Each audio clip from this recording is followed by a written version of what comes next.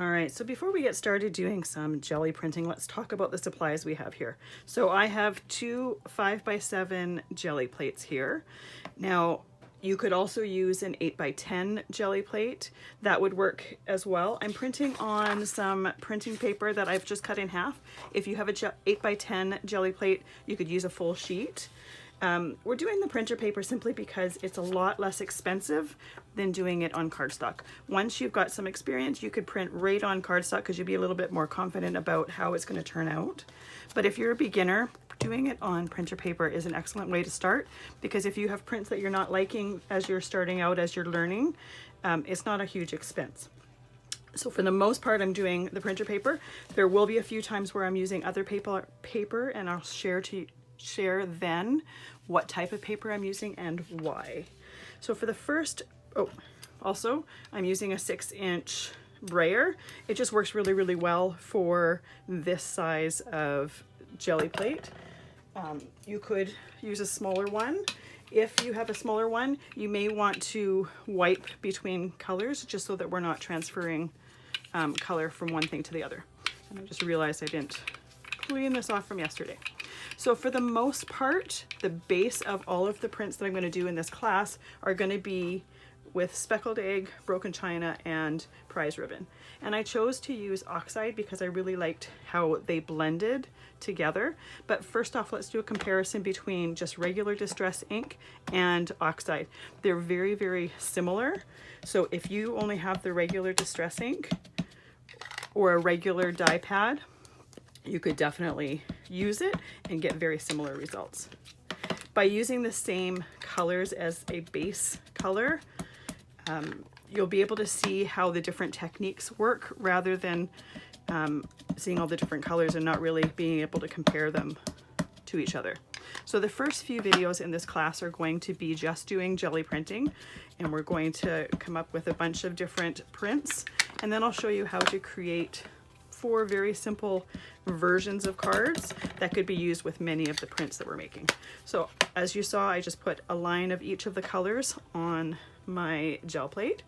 So I'm going to take my brayer and I'm just going to blend it. Now I could blend it right in there, it's not going to hurt it, but because we're doing a side-by-side comparison, I'm going to clean my brayer off.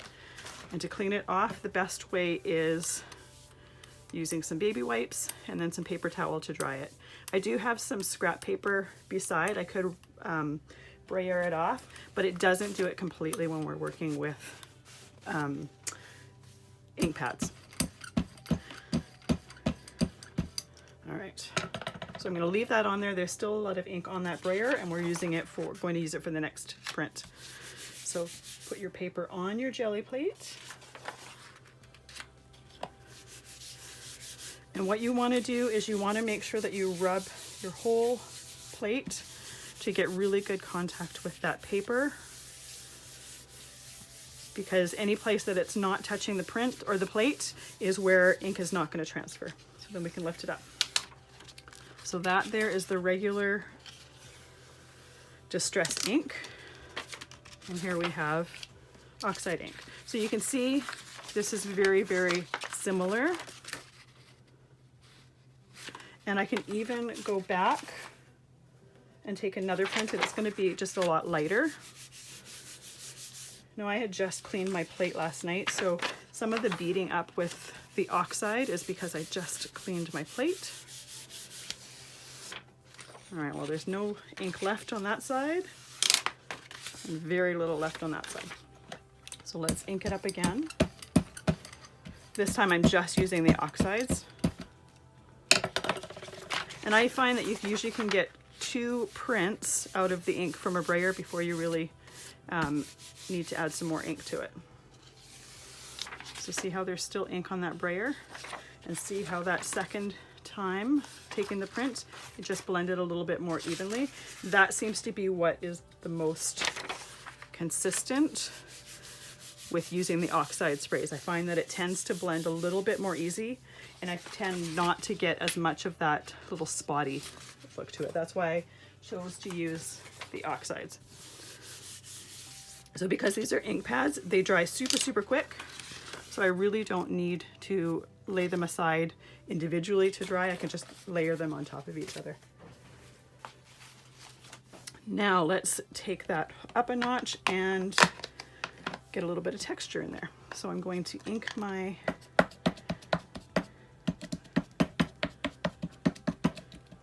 pads again, or ink my gel plates again.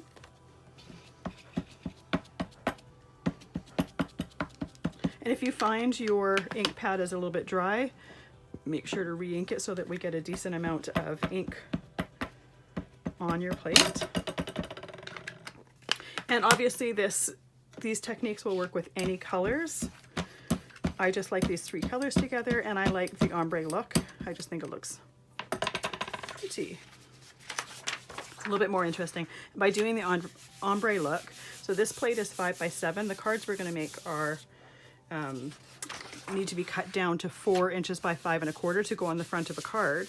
But by doing the ombre look, or doing several colors at once, we can choose which part of that print we want most for whatever design we're using. Now I just realized I said we were going to use some stencils and completely forgot to add the stencil to it. So let's do that again. And those plain ombre ones, you could use them as is, or you could go back and add some texture to them, add some stamping to them.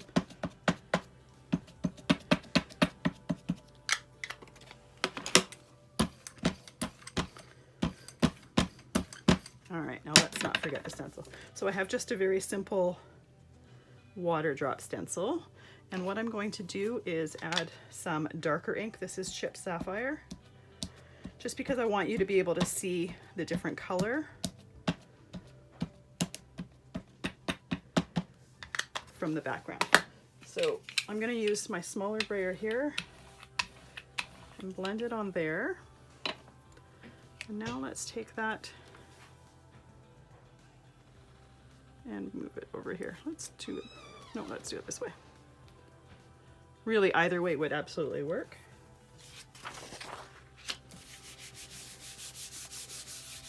Once again, make sure you rub it really well so it's got good contact with your plate.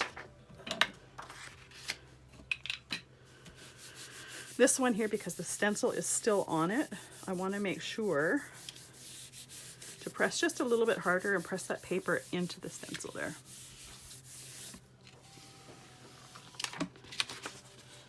So there we go. We got the difference between the background and the stencil, and this one, because we had the ink on the stencil, we get a little bit of ink there, but then we mostly get the print from the background.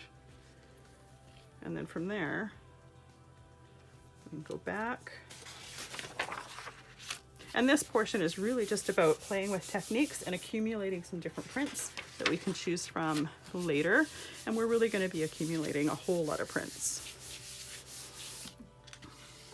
And once again, this is a water drop stencil, but it absolutely could work with any stencil pattern you choose. So that one didn't show up very, very well. Let's try it again. I know there's still ink on this side here, so we're still going to get a little bit of a light print there. And again, because we're using printer paper, it's very inexpensive, so I'm not wasting paper by doing this. And even this one here, either I could use some of those little bits as parts to die cut later, or I could reprint on it.